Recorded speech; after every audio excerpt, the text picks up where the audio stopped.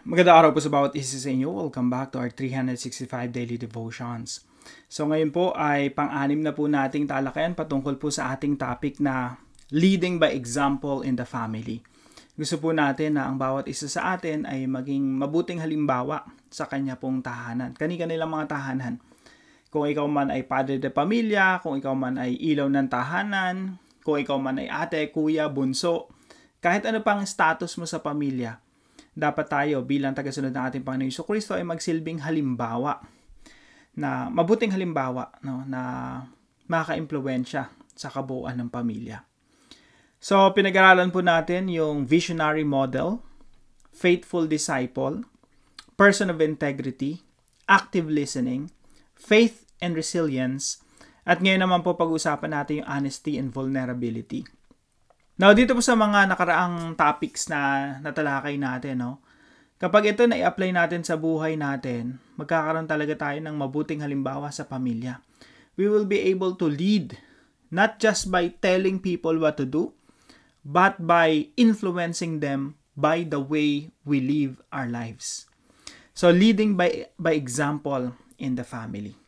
So, honesty and vulnerability. Ano po bang pinag-uusapan natin dito? Yung honesty po, ito ay may kinalaman sa katapatan, pagiging tapat. Vulnerability, yung vulnerability kasi parang lagi na lang negative yung tingin natin. Kasi pag sinabi natin vulnerable, ang ibig sabihin niyan, kahinaan. No, laging negative yung tingin natin pag sinabing vulnerable yung isang tao. Ang madalas na translation niya sa Tagalog, marupok. Vulnerable. Pero pag sinabing vulnerability, pwede siyang maging positive . Ito yung, alam mo yung kahinaan mo, tapos honest ka. Ino-open mo talaga yung sarili mo na mahina ako sa ganitong bagay. I need you. No? I need help. Kailangan ko ng kapwa ko mananampalataya. So, yung verse po na ating tatalakayan ay magmumula po sa Proverbs chapter 28 verse 13. Sabi po rito, whoever conceals their sins does not prosper. Yung isang tao daw na tinatago yung kanyang mga kasalanan, o kaya mga kahinaan, mga weaknesses, or ano bang mga negative sa sarili.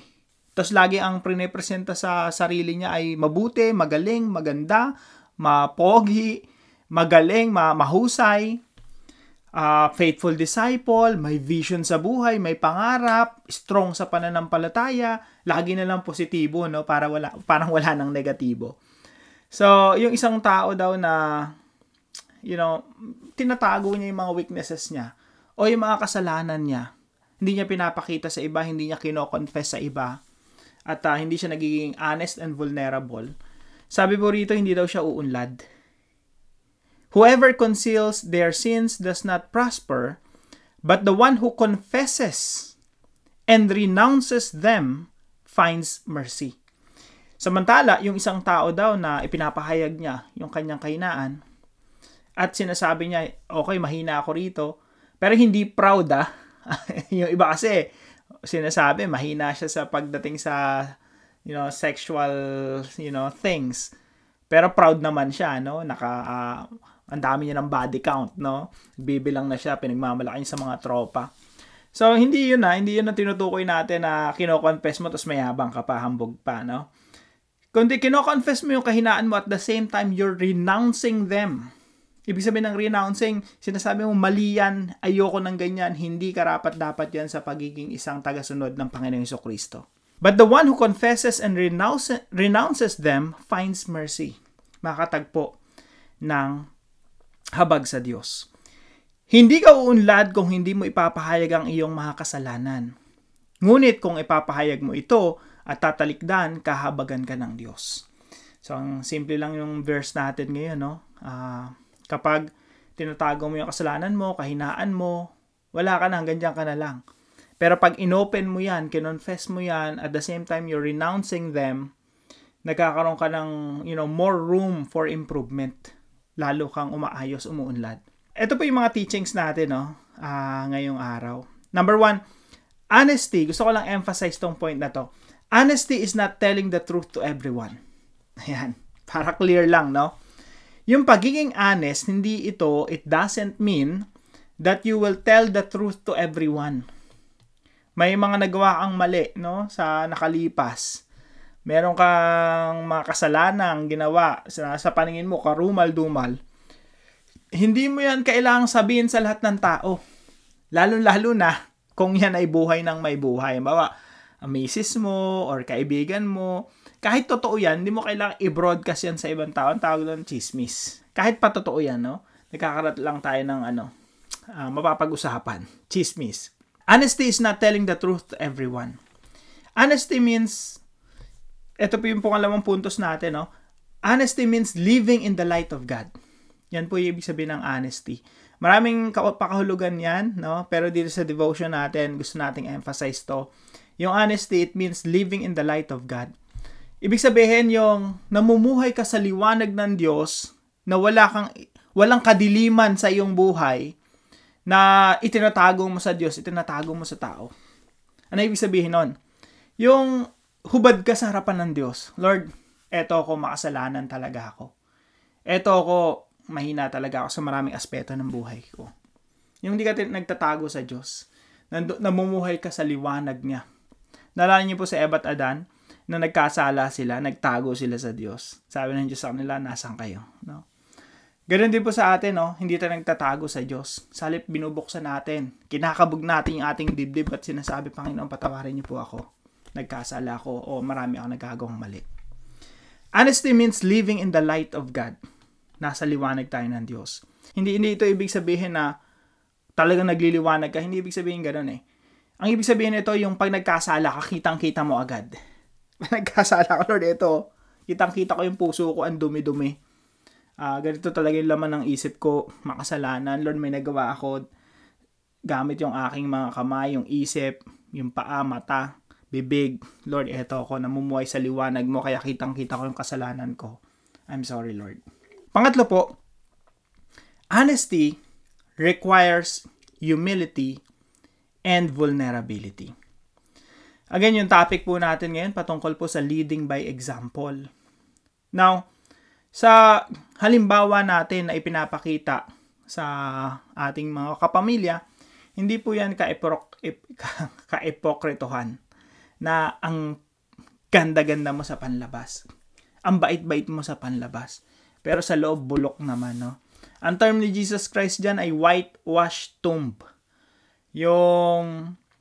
Alam niyo po yung pag November 1, di ba? Pinipinturahan yung ng puti. Yung mga nicho, pinapaganda, dinadamuhan yung mga paligid, dinodekorasyonan. Ang ganda-ganda sa panlabas, puting-puti, pero sa loob, kalansay. Mabahong kung ano man ang nasa loob ng nicho. So, hindi po tayo nagpapa-epokrito, no? Hindi po yun ibig sabihin ng leading by example. Yung leading by example, you're honest about your weakness. You're honest about your mistake. Yung marunong ka mag-sorry sa pamilya mo na, I'm sorry, nagawa ko to laban sa'yo. Marunong ka mag-sorry sa misis mo. Yung misis mo marunong mag-sorry sa'yo. Yung mga anak marunong magpakumbaba sa magulang. Alam kung kailan sila nagkakamali at nagsasorry din sa mga anak. So, honesty requires humility, pagpapakumbaba, and vulnerability. Yung ina-expose mo yung sarili mo na, eto ko talaga ako tanggap ko to, nagkakamali ako, pero kailangan magbago. Again, yung nagtatago ng kasalanan, hindi na uunlad, hindi na magkakaroon ng pagbabago pa yun. Pero, kapag in-expose mo yan, kinonfess mo yan, while renouncing them, nag-i-improve ka sa iyong buhay spiritual. Now, i-apply po natin ito sa ating mga buhay. Number 1 po, speak the truth to the appropriate person. Hindi porke ang topic natin ngayon ay honesty, sasabihin mo lahat ng kahinaan mo sa lahat ng tao. No? Sa mga appropriate person lang. Sino yung mga appropriate person? Asawa mo. Okay? Mga kaibigan mo. Mga ka-churchmates mo. Accountability partners. Mga spiritual advisors mo, no? Mga nag-a-advise sa spiritually, mga mature na mga tao sa paligid mo.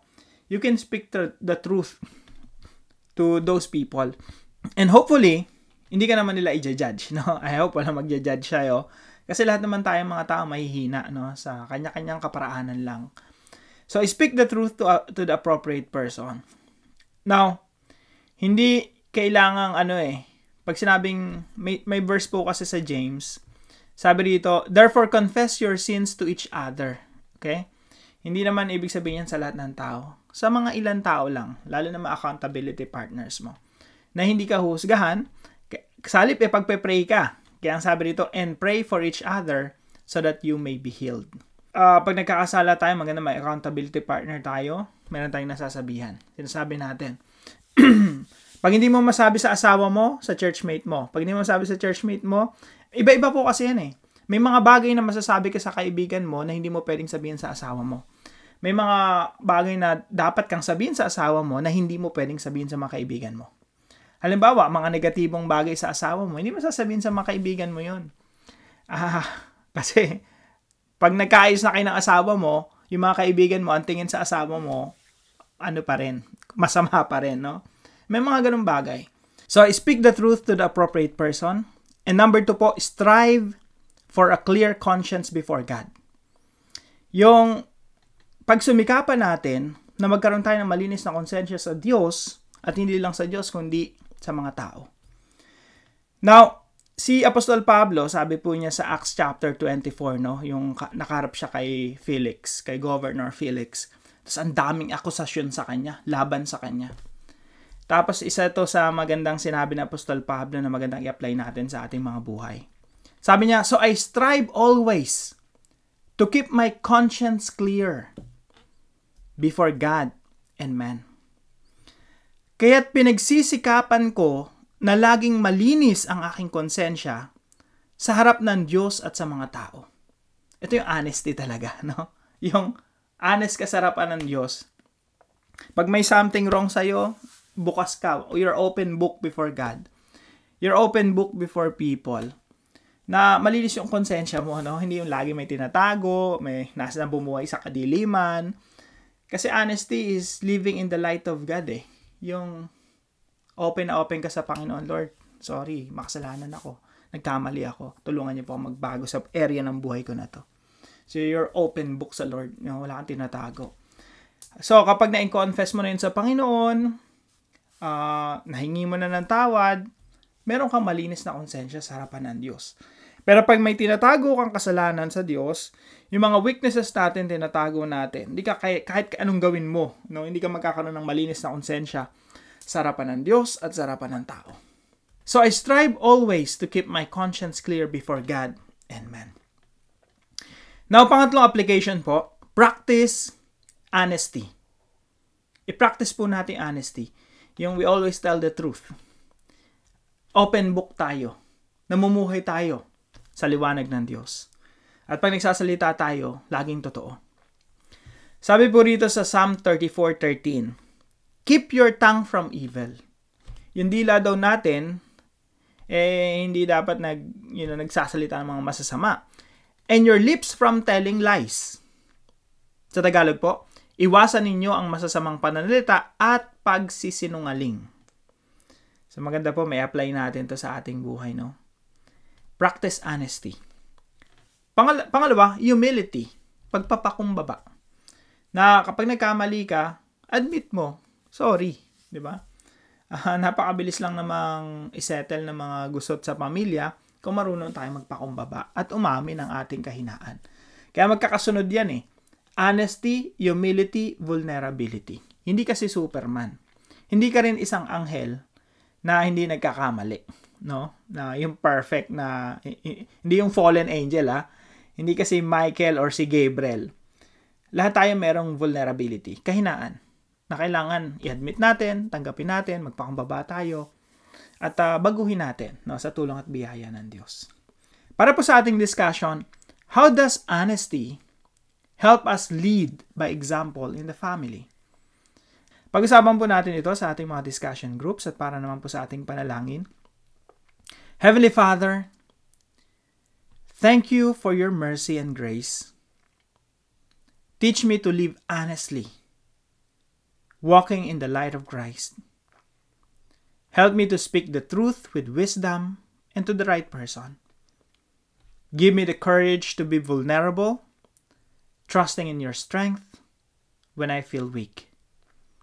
Let my life reflect humility and integrity as I strive for a clear conscience before you.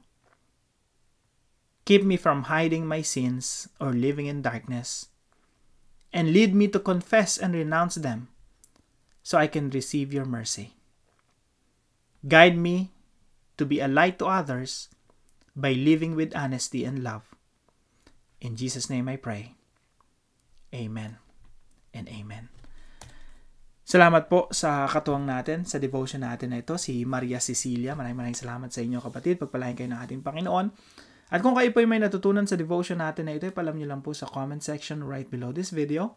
And please don't forget to share this devotion to your family and friends. God bless you po. See you po tomorrow 5 a.m. dito sa ating daily devotion.